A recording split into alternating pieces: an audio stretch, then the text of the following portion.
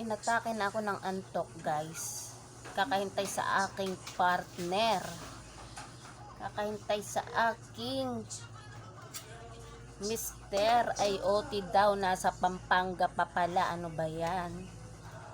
Ay di mauuna na akong kumain, mister.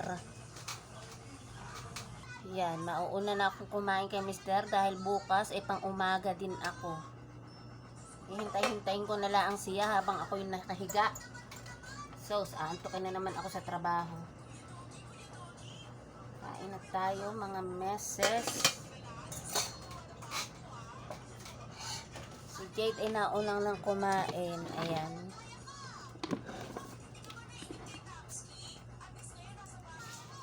At ito na nga yung aking chicken sutanghon, mga meses. Tingnan nyo.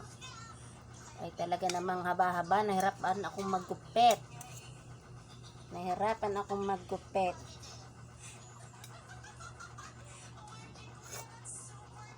Ay, sarap naman. Yummy.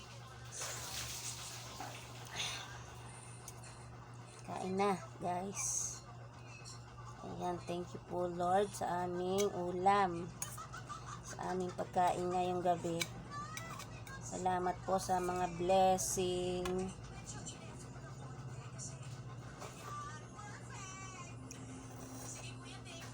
Sarap.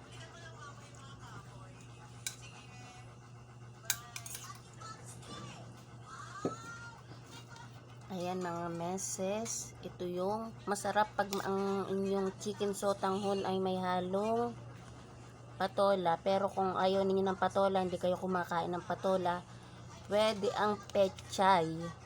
Minsan pechay ang aking nilalagay, lalo kung wala naman akong nabiling patola. Sarap.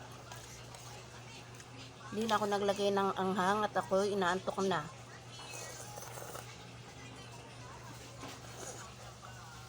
Sarap mga meses. Inuntian ko lang ng kanin ko at gabi nga. Isang sandok lang.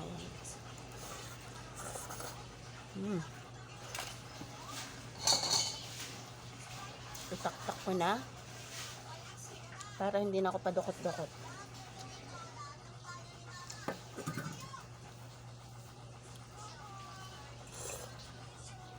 Ay, sarap.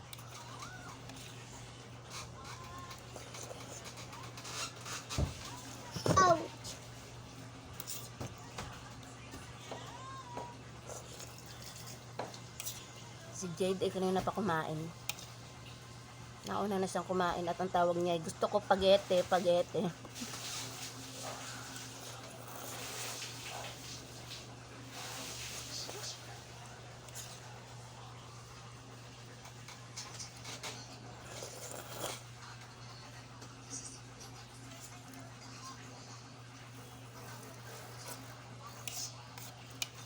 Kainam. Kapag nagda-diet ka mga meses, halimbawa hindi kayo kakain ng kanin sa gabi, pwedeng itlog ang i-partner ninyo, nilagang itlog. Eh dahil nagluto nga ako ng ulam, tapos buong maghapon hindi ako kumain, ngayon lang yung kain ko ay kumain ako ng isang sandok na kanin. Sarap na sarap talaga ako dito sa gulay na patola.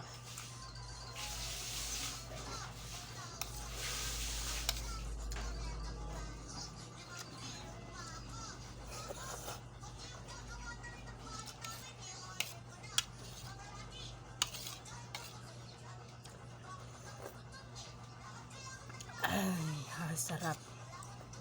Kain mga meses. At talaga namang napakasarap ng gulay na patola.